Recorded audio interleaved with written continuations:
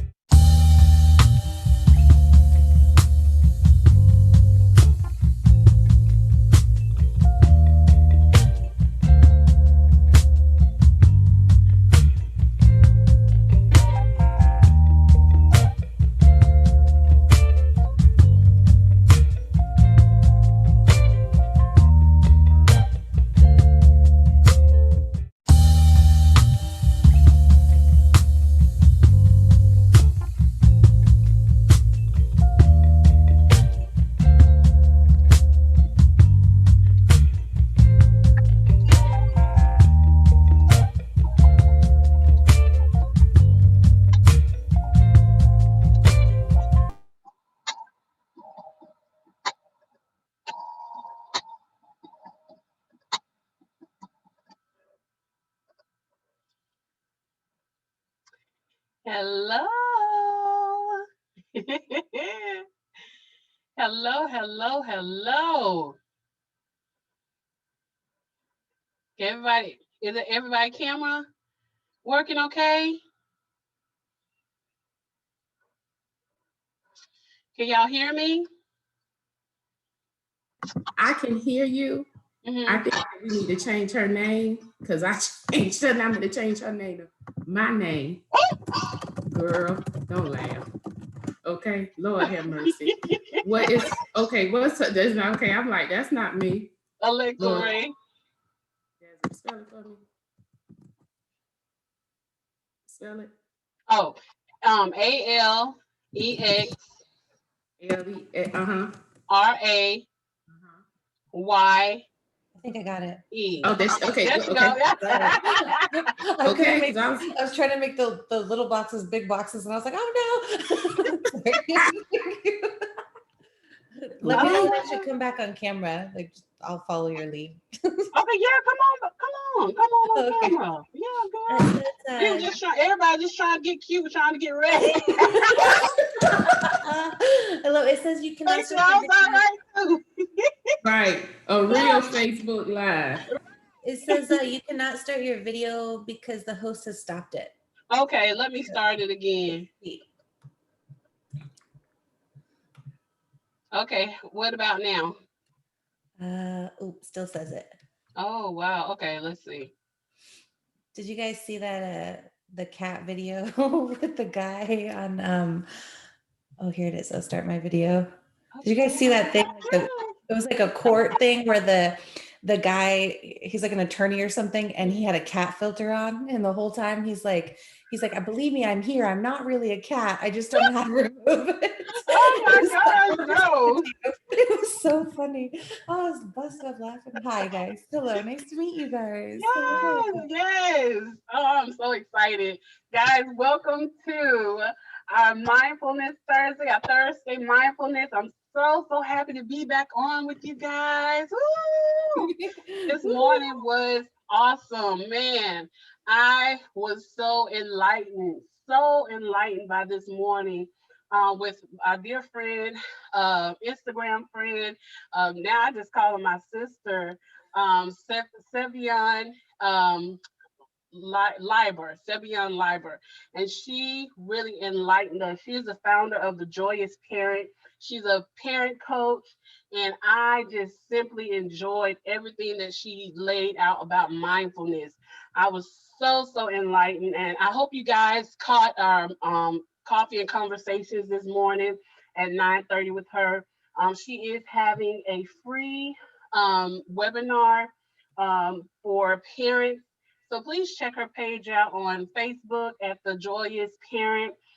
Find some information about parenting and incorporating the learning through play theory with your parenting and mindfulness. It was powerful this morning.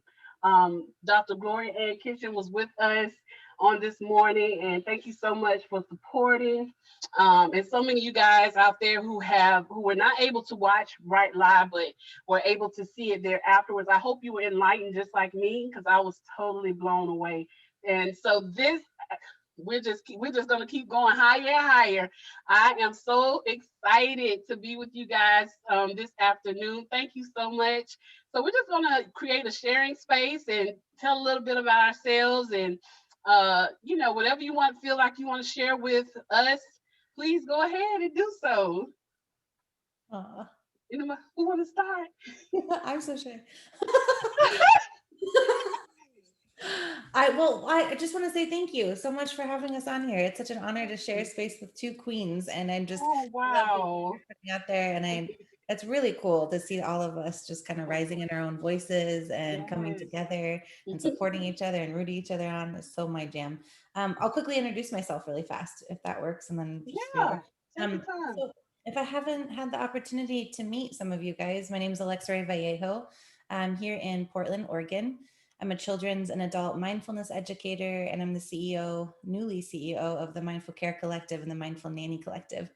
It's my true passion to change my family's legacy. It kind of all started when I was 5, and I've done everything I can to kind of figure out how to help caregivers of children support themselves and to understand themselves through mindfulness. So I train caregivers of children, including preschools, daycares, nannies, and families in mindfulness practices. And my goal is to help the next generation of caregivers thrive and really adapt in our ever-changing world. So I provide live and virtual on-demand trainings at preferred prices for all support of all folks. And you can contact me at themindfulcarecollective.com, or you can also find me more prominently on Instagram at the Mindful Care Collective and the Mindful Nanny Collective. So I guess it's very nice to meet you guys. Thank you. Thank you. Oh, yes, we have been trying to collaborate for, oh my gosh, since last year. I'm so psyched to be on this platform with you. Oh my gosh, so psyched. Thank you so much for just accepting the invitation so openly. Thank you. Oh, goodness, absolutely. Super honored. Super honored. All right, to my sister, my friend, my bestie, my confidant, my big sister, Gloria and Kitchen. You hear me? Well, she has such an elaborate speech. I'm just like, I just got finished sending over a bio for something, and I was like, a brief bio. So what I'm going to say about myself is, hello, everyone. If you do not know me, my name is Gloria Ann Kitchen, and what I have coined myself, and I was afraid to do it, but the mindfulness has helped me to become real and authentic with myself: musician, educator, and innovator. So in those three categories, that explains who I am. So I am a musician, I am creative, I am intuitive, and all of that nature. I am an expert, okay, in my field, okay, of instructional design, technology, and curriculum development. And also the innovative aspect of it is where I have went ahead to start my company, which is number one, engage.edu. We are the experts in instructional design, curriculum development, and professional development. In addition to that, I am the founder for Children's Island, where learning is a breeze. So that is being flourishing right now. So, you know, we have our 28 days of the great African-American reading that's going on right now. So if I just had to coin myself in those things, which taking myself out the box and taking the limits off, is that I'm a musician, educator, and innovator. And so mindfulness has been very important to me. And I found that out when I was working a job that I really liked, but the person that I was working with didn't like me. And so it was really hard, you know. So they gave us, the organization was very grateful enough to have a mindfulness training in which we were able to have 8 weeks of training with a person who is mindfulness certified. And we obtained the certification, at least the first level of the certification.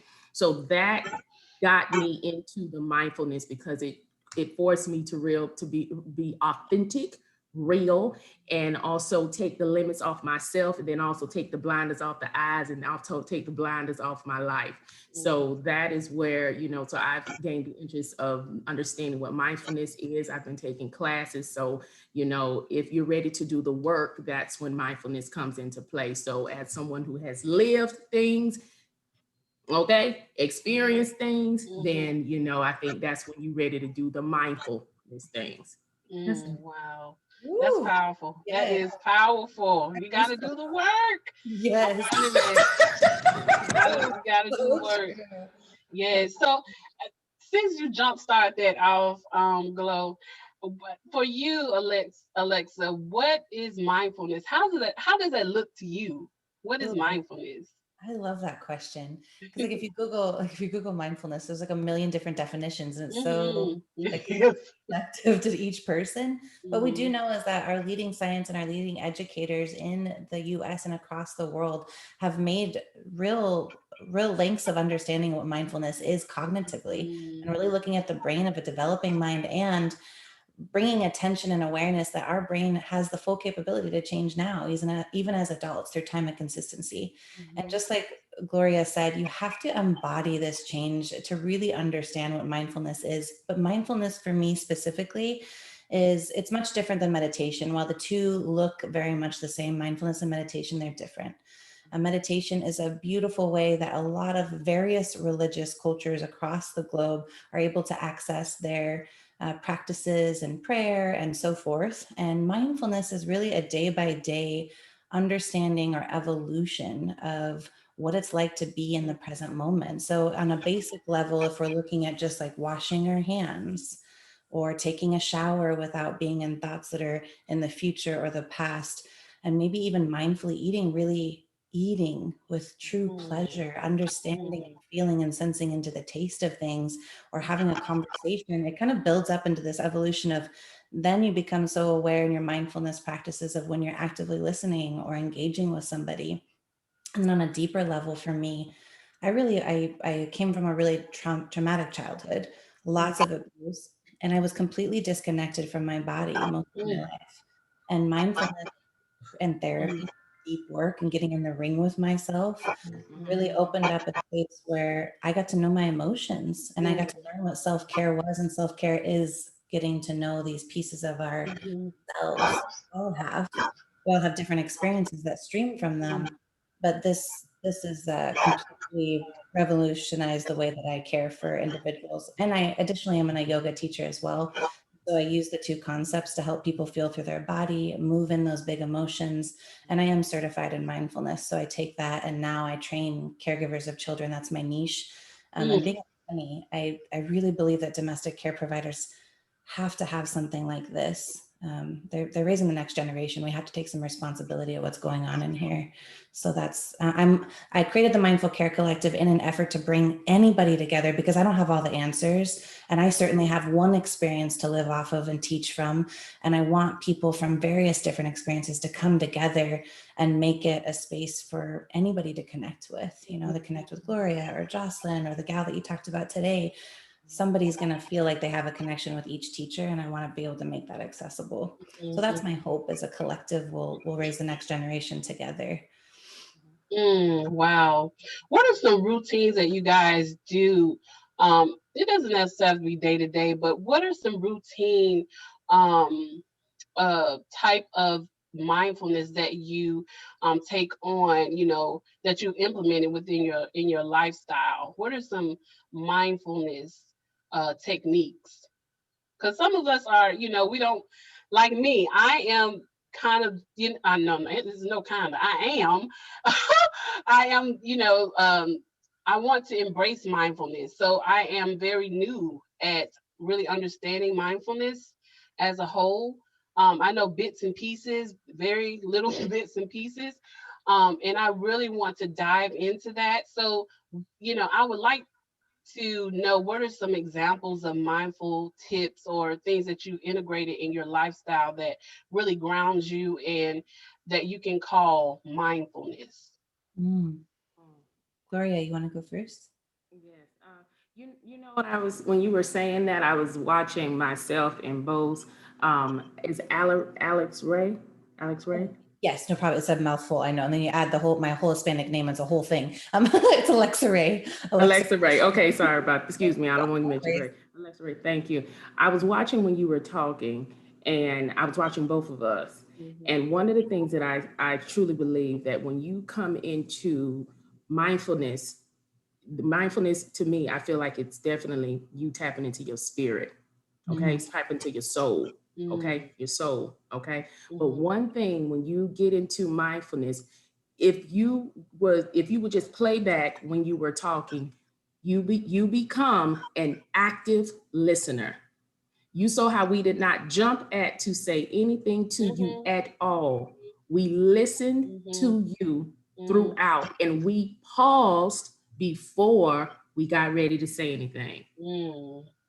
It was not allowing ourselves to be in competition with you or make sure that we get anything out. It's the fact that we both were present. We wanted to hear what you were saying. Hear. Beyond the listening, we wanted to be a part of the entire experience of what you were saying, and then also make a conscious thought and or thoughts before we said anything, and we paused. Because what you said and what you were saying to us was important, and we valued that. Yes. And even can I also add, even while you were speaking, I just felt myself, I could connect. It was like a connection, like it was your voice. And I was just watching how you were explaining and how you were expounding on your thoughts. Like it was like it was like this connection while you were talking that I felt. you know, as you were explaining, is that mindfulness? And is that You know, feeling, that connection, you mm, know? I mm. mean, I don't know.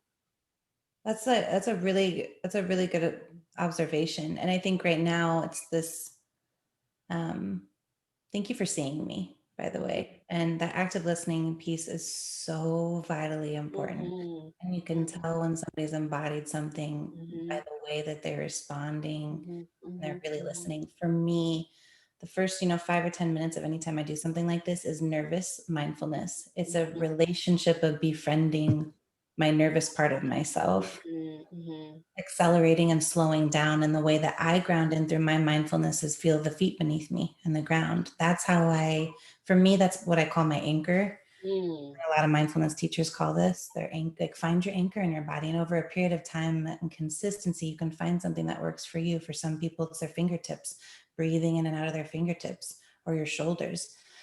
For me, overcoming things and befriending things like PTSD, anxiety, and depression, my feet have become my anchor. And nobody knows that I'm using this tool while I'm using it. It's what slows me down. I start to breathe in through my feet, and I bring the breath all the way towards the crown of my head. And then I breathe back out. And I use that for 5 cycles of breath because I know what's happening in the brain. And when I get into that fight or flight space, the blood can come back into here, into the fight or flight space, and leave the logic part of my brain, the front part of my brain. And it can kind of hijack my story, my thoughts, what's going on. And so now that I've practiced this for now the last 6.5 years, it's been life altering, and it is a very personal experience to each person. There's certainly things that I think every mindfulness teacher, if they're honest, is going to say, yeah, not every day do I practice, but I do, not sitting and practicing, but I do stream everything I do through a consciousness of mindfulness. And almost sometimes it can be challenging to be on the other side of, like, I don't want to use the word woke, but it is like this very heightened awareness to what's going on, or even sensing into the emotions of others while creating kind of a boundary or a connection. It's fascinating. It's fascinating. Wow, wow. And for you to really, what I've, what I've got from you is how in tune you are with one's body, with one's self. You've explained how you feel, when you're upset or you have that fight and flight, response, and you actually feel that you are in tune with that. A lot of us, like me, you know, you know it is what it is. I'm not in tune with it. I know it's going to happen, but the details in which you explained about how you feel, that is simply amazing. That's really amazing. So my question to you guys is, how did you guys get to this point? Where in your life did you say, hey, I got to make this change and I'm turning to mindfulness? What happened? Where was that turn? How did all of that occur? Because you had to go through some things to get to the point to where you are. Gloria, you wanna? I think that you come to a point where you get sick and tired of cycles. I can relate to having childhood trauma. I can relate to having, teenage trauma. I can relate to having adult trauma. And then you get tired of saying trauma. You really wasn't saying trauma. I mean, I wasn't saying trauma at that time. I was just like, Lord, just let's keep what's going on. And as you can read all of the motivational books. I have always been an avid reader of like all things motivation ever since I could like remember, before I even knew what a vision board was. I'm developing a vision board. I didn't know that, but I was doing that because I know that I wanted to accomplish this, that, and the other. But I know that it is when you realize within yourself that a change needs to come, because you do see people like Deepak Chopra. I've watched him, and I interviewed with the Chopra Center, up to be their director of instructional design, but it's okay. And I'm okay with that. And I say that fully because I know that when you have your own lane and you know, God has expanded your territory, you need to flow with where he wants you to go. Okay. And, you know, I know that one time I heard him say, you know, Oprah was talking to him and she asked him, you know, who do you need to forgive? And he said, no one. And for somebody to say, like, I don't need to forgive nobody, what you doing? You know, and that was years ago. Like, what you doing when you don't need to forgive nobody? You made peace with everything. Like, you've made peace with everybody, everything, you know, anything. You done made peace with it, all things. And you know, so I truly believe you get to a point where you don't want to be like him, but you want to experience the best of life and all that life has for you. And you don't want to leave this world untapped and not have accomplished what God, the divine, the universe, you know, I believe in God, you know, what he has for you, you know.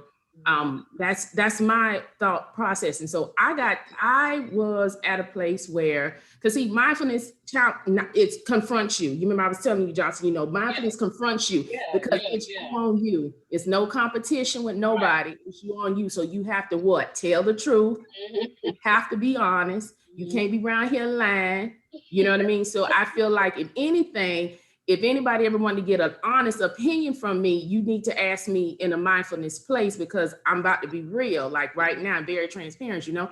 When I went into surgery, went into surgery, and this is about 3 years ago. And the doctor was like, you know, there was like, oh, you just have a cyst on one of your ovaries. This is my mindfulness experience, okay?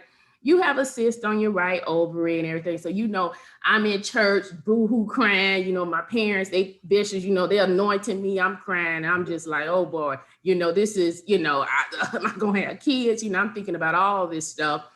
And I'm just really done, you know? And so I go into surgery. One of my best friends, Jessa, she was there with me. And, you know, she's very, hi, sweetheart, she's Italian, Gloria, you know, all this stuff. And Adrian called me on the phone. If you know me, you know Adrian, my best friend. I am boo-hoo hollering. Like I've never had a surgery like this. I never went under the knife.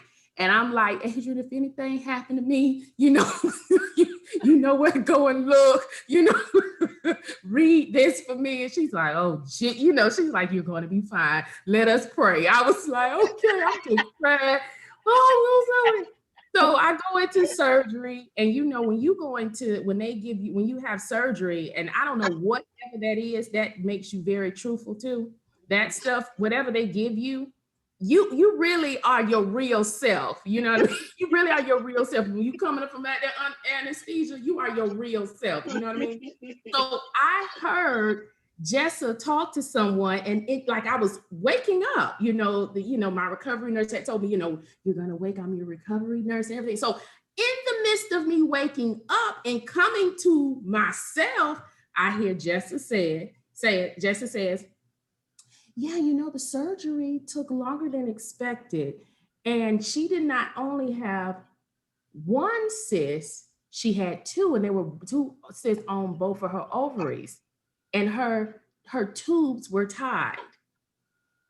And I woke up, I'm coming out of there. Excuse me, because I'm gonna cuss. I said, what the fuck is going on with me?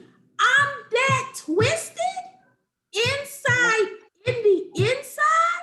This is why I couldn't create. This is why I couldn't do things, because I'm twisted inside. I can't produce. I'm messed up.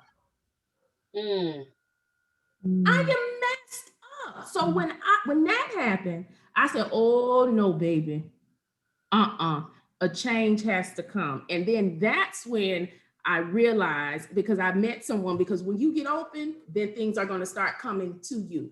I was ready to do the work. So that's when, you know, I met someone, her name is Yvonne Everett, and I met Erica, you know, both of them. Erica is a fashion designer, and Yvonne, she does event planning and coordinating. I met them, you know what I mean? But I was ready to do the work. And I was ready to do the soul work, because mindfulness is you know, we thought the loftier home and all that. No.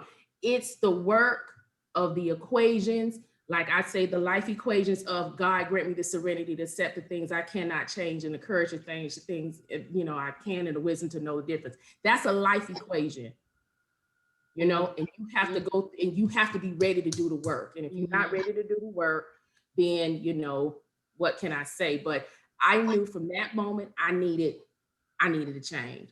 So, and not be embarrassed to talk about that, you know, you thinking about what people say, you know, and so I know that I'm strong enough where I can talk about it, you know, and I don't care what no one has to say. So I feel that, yeah, that was my mindfulness experience. That's what made me realize I need to forgive. I need to forget about these people who ain't studying me, and ain't never try to study me. And I need to move forward, because it's either I choose myself. Yeah. That's you know. Yeah, that's powerful. That's powerful. Alexa Ray? Oh, can I just say, that was like a true testimony. That was really beautiful to just hear you say that, Gloria, and share your story. Thank you. Yeah. Thank you. I just want to even take a moment and soak that in. I love that so much. And there's pieces of my story that are different, but very much the truth in what you just said. I actually just made a post. You guys can check it out so you know that I'm not like full of BS. But like 4 days ago, I posted about mindfulness. And like I recently got this a woman that I was trying to reach out to see if we wanted to partner in bringing mindfulness trainings to other parents. And we've been working with each other for a little while now. And she's like, so I still don't understand what you do. Like, is this like some sort of like self-care thing that you do?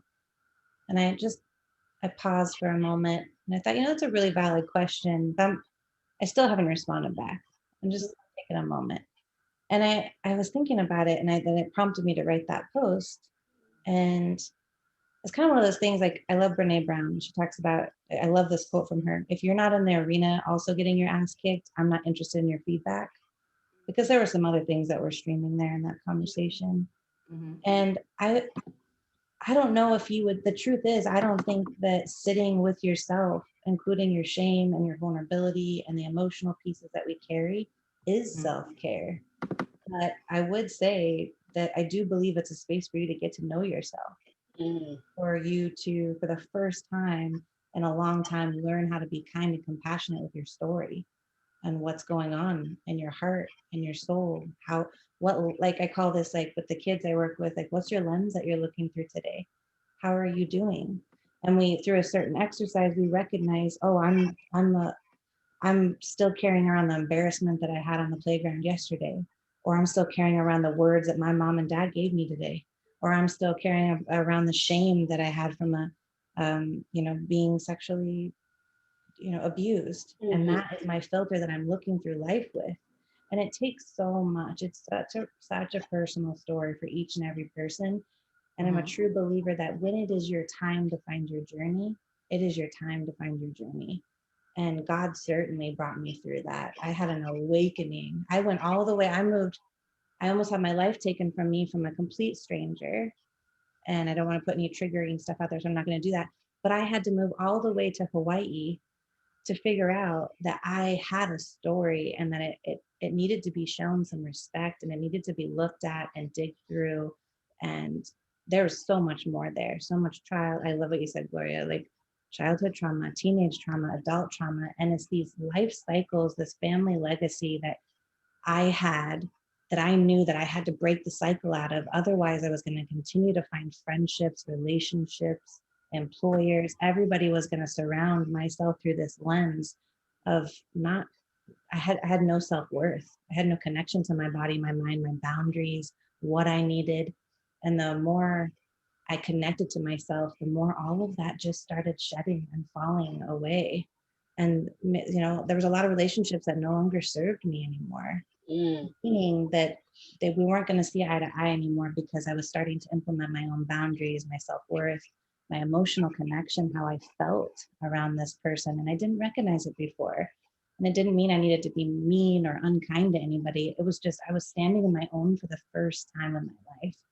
And mindfulness is something that I am thankful for. It's changed. The mundane activities of every single day are brighter and more beautiful now. And I have hope that just streams through simple activities like eating or moving my body or body shaming. Like I've body shamed my mom's side is white, and they're all very skinny, no boobs, no hips, no anything. My dad's side is Latino, and I didn't get raised with them most of my life. And so I had a familial family that really poked my ribs, body shamed me, like, what are you wearing? And I would wear baggy clothes all the time to cover up my body.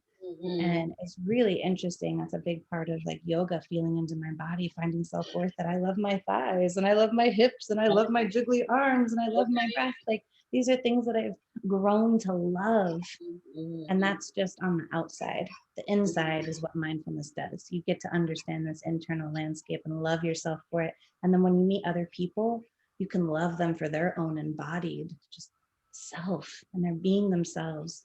And I hope that I think being a mindfulness teacher is simply about holding the space when people are ready to walk into their journey. I'm not a teacher that's going to give you the answers. No teacher ever should.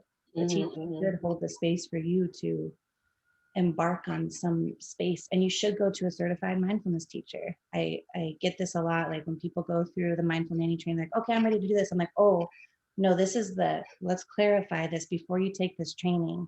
This is to embody this practice yourself, and that's just the beginning of the journey. This is just the beginning. And they see it on the other side, right? Like, but you really should go to a certified trauma informed provider if you really want to, be supported and led in a direction. That's what I believe in. But that was a really great question. And then I got to say, like, when you meet your tribe, you know it. And I'm really grateful for the two of you. This is really, it's nice to be able to have a conversation and hear Gloria say the stuff that you say. You sound like my sisters here. And it's just really, it's an honor. It's really an honor. Thank you for listening. Man, this is a heavy conversation. I'm telling you guys, if you have just tuned in, welcome. We are talking about mindfulness. We're talking about embodying mindfulness and understanding mindfulness as a whole. We have stories that have been shared amongst Gloria and Alexa Ray. I'm telling you, I am getting full over here. This is deep. And it's so, I'm so connected with you guys, and I feel what you guys are saying, and I just want to thank you for your transparency. Thank you so much, because somebody out here needs to hear what you guys are saying. I need to hear it, and I just want to say thank you so much. Thank you guys so much. Because Gloria knows. Gloria is my confidant, one of my confidants, and she knows what I've been going through for 2 years. I've been going through depression. I have been going through it. And I just want to thank you guys for just being on this platform and just being so transparent to help others and to help me to really get connected with myself and leaving those things that are not, that are not good for us, and being in tune with the things, with ourselves, and putting ourselves first. I just want to thank you guys for that. This is just a truly amazing. And I didn't mean to get all emotional, but I've been full since the beginning, since this morning, understanding mindfulness, because I've been through traumas, in my life, and I've been date raped. I've been through it, and I know I've held on to a lot of trauma. And it was so profound this morning that Savon was saying about us holding in our emotions. Holding in emotion is trauma. It becomes trauma. And, so many people hold in so many emotions, and a lot of times with women, you know, we hold it in our wounds. Mm-hmm. You know, we hold it in our wounds, and you know, it's so important that we create spaces, you know, that we can really express ourselves with no judgment zone. I'm so thankful that I have friends that I can come to and just be transparent with them, and it's no judgment, you know, no matter how ugly the situation is, how ugly I look, you know, in front of them, they still accept me for who I am. And I am so thankful for that. I am so thankful and so grateful for that. So thank you guys for that.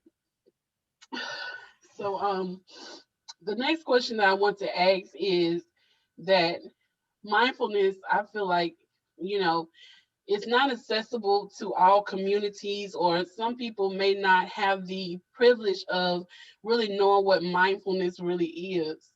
And we all are women of color. How have you influenced your communities or people of color with the um with understanding what mindfulness is? How do you guys introduce that to people of color, because it can be something very new to a lot of people, and some people are not even aware of it or even have the resources to even understand or go to someone about mindfulness. How do we introduce this into our community, in our Black and brown communities?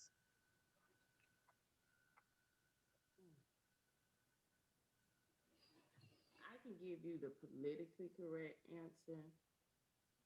Oh, we can't hear you. I said that the politically correct answer, okay, would be, having everyone to attend a mindfulness conference or have everyone to attend this, that, and the other.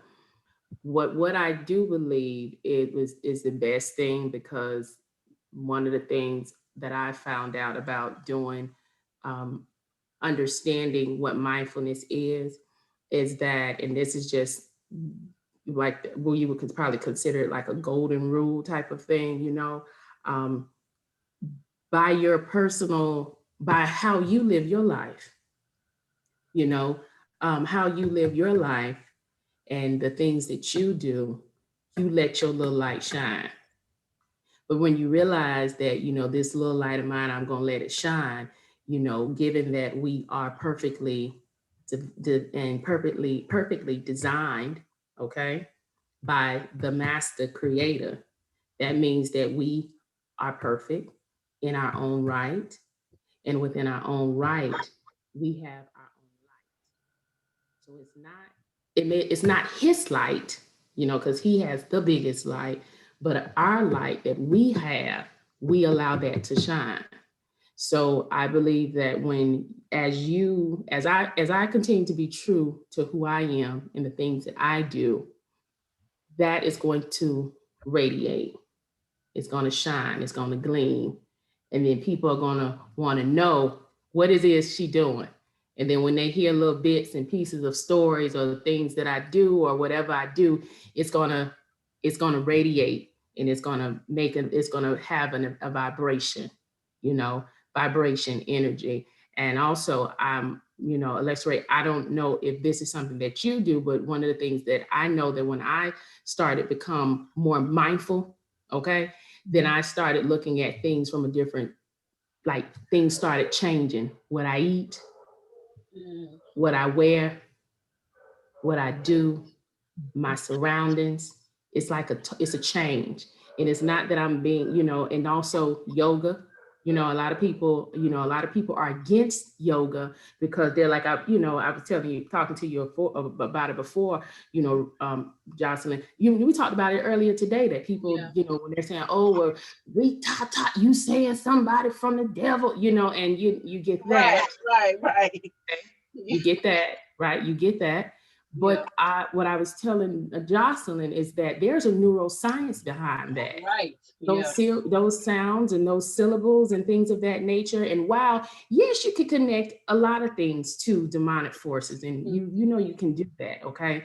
One of those things that I was telling Jocelyn is that when you hear, that's wound sounds. Mm-hmm. We all can resonate with those sounds Mm-hmm. and hum and ah and because even when we say it, it resonates down within our lower register of our strength. So those are sounds that we heard from the beginning of existence of ourself, the conception of ourself. There were sounds. Wow. So the neuroscience behind that, you know what I mean? You get where I'm coming from? The neuroscience of that is that's a connection.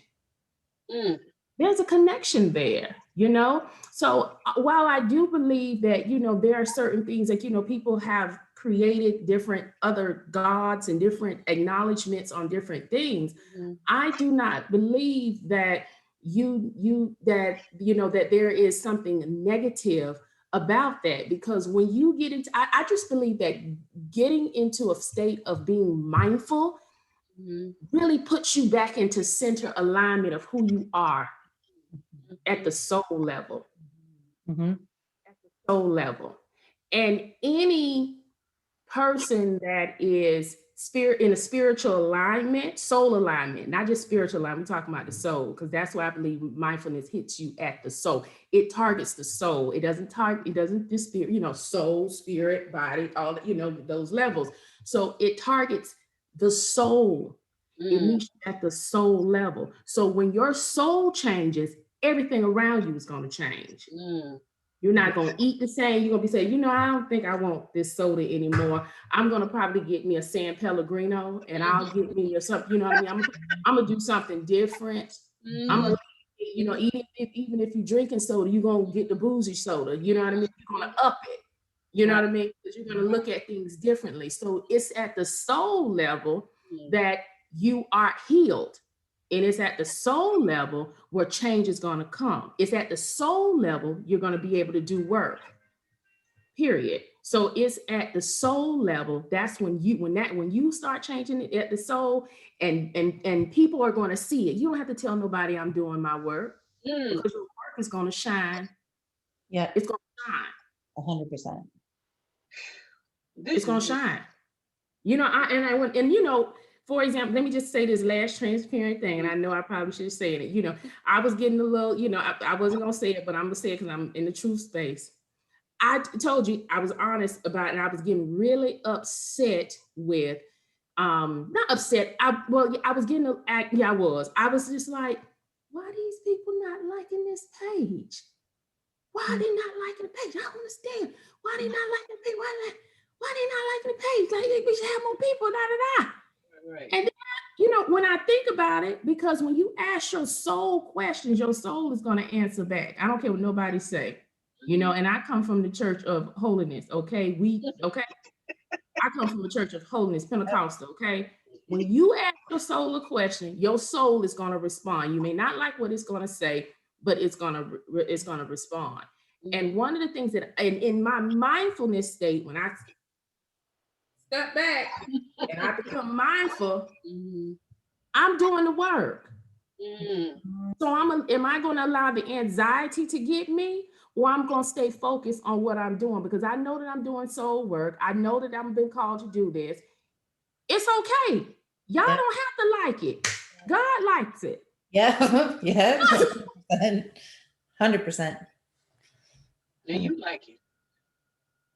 Both of you. That's all I mean. You like it. Yep. You don't have to like it. He loves it. He likes it. Yep. His stamp of approval is on it. I'm good. Yeah. I'm good. The page it's gonna soar. Yeah. Because I'm doing soul work. I'm called to do this. And when you really get to the point where you know that I'm called to do whatever that I'm doing and the things that I'm called to do, and sometimes it could be more than one thing. When you're called to do that, you have all the grace, you have all the faith, you have everything else you need to do what you need to do. Yeah, yeah. And I want to piggyback on what you were saying, you know, about, you know, the acceptance that, you know, it's pleasing to him, it's pleasing to the Creator. You know, like for, you know, week 1, I know that, you know, things that I do, it can be outside the box. Okay. I'm very creative and I'm an Aquarius. So it's just who I am. And I know that this project is outside the box. I know it is. You know, it's amazing. It's thank amazing. you. Yes. Thank you.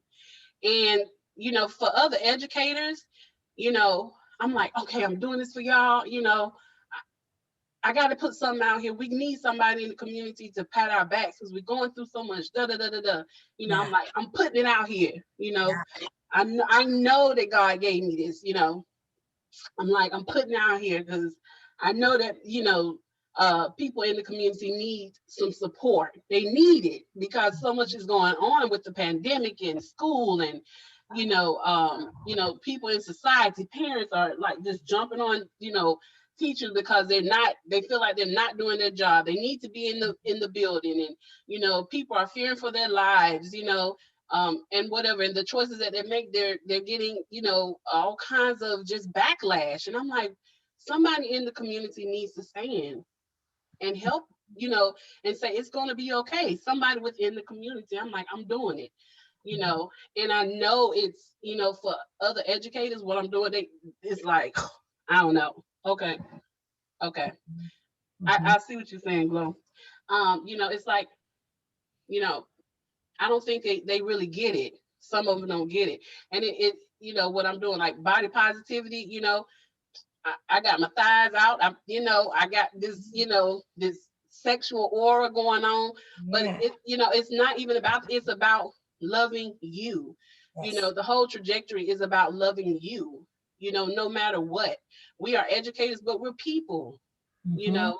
And so, you know, when you said that, that really resonated with me, because I know that for educators, you know, this is totally different. This is, you know, is not the norm. It's not learning through play day. It's not, you know, talking about transitions. You know, the focus is on us, and we are so focused on other people that we forget. Okay, thank you, Gloria. She has another. She has to do the author's reading. So how do I find you, Gloria, on Insta? Like, where do we find you? Tell everybody how we can find you.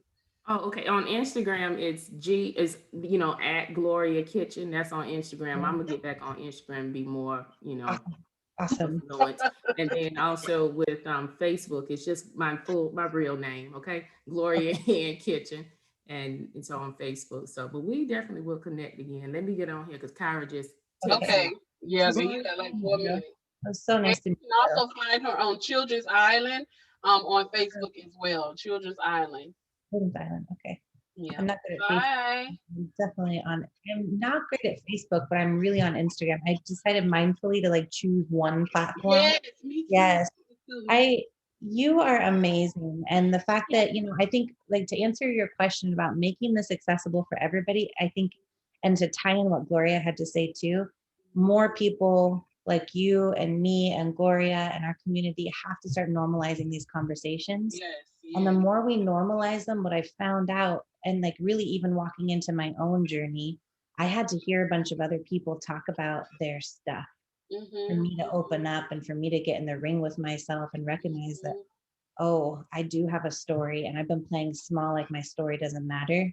And I do have a story, and it needs to be faced and heard and seen and soothed so that I can make a difference in this world and not just feel like I'm not supposed to be here. I've really gone from a place of feeling like my life wasn't worth it to really coming into mindfulness, and through getting in the ring with myself to find a beacon of hope. And somebody else, like Gloria was saying, somebody else was a light in my life.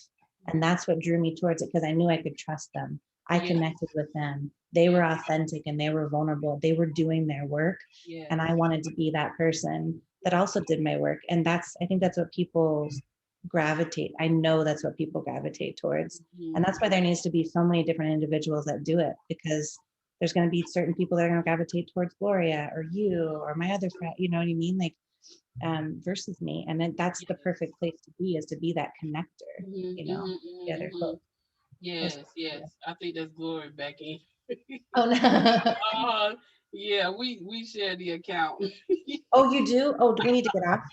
Sorry. No. Yeah. Because that's right. We sharing the account. That's right. Okay, guys. Well, we gotta cut it short.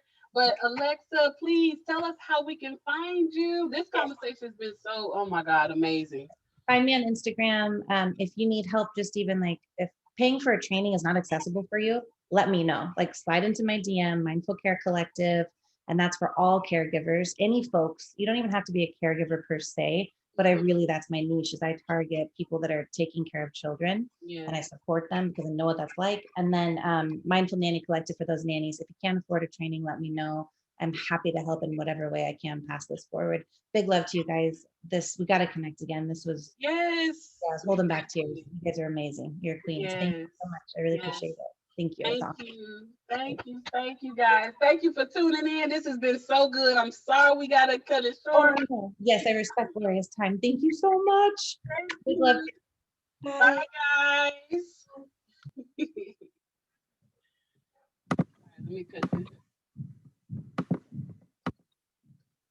Okay. We can't get in the thing until Lord have mercy.